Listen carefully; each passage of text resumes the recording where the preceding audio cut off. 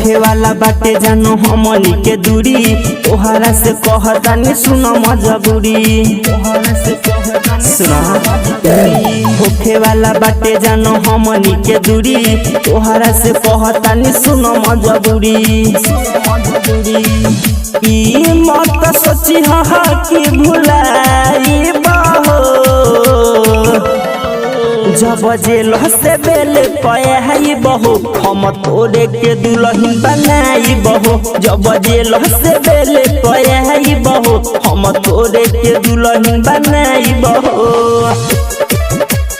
तोरे के दुल्हन बनाई बहो, जब जेल से बेल पयाई बहो।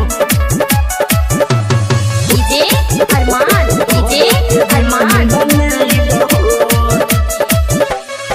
कटत रहे जिंदगी सुनो हमरो खुशहाल में, फंस गईनी मर्डर करके पुलिस के जाल में।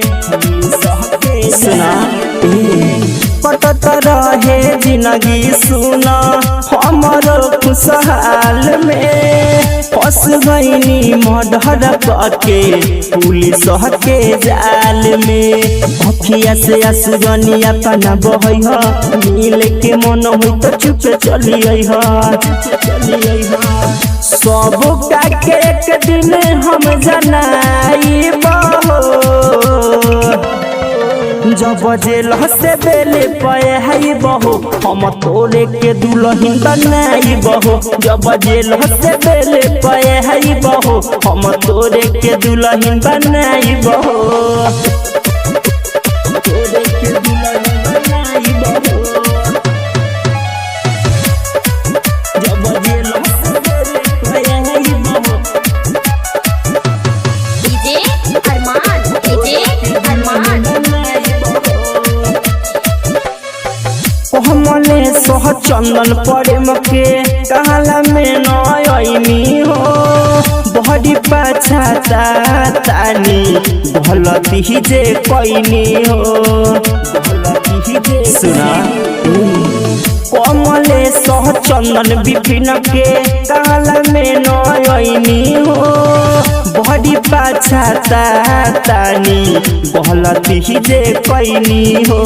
कमलेश दीवाना के कबो न भूलई ह, पंकज प्रेमी से खत भेजवई ह, सपना में तोहके है हम सताई बहो, जब जेल से बेल पयाई बहो हम तोरे के दुल्हन बनाई बहो, जब जेल से बेल पयाई बहो हम तोरे के दुल्हन बनाई बहो। रिकॉर्डिंग बाय राजधानी स्टूडियो साहेबगंज।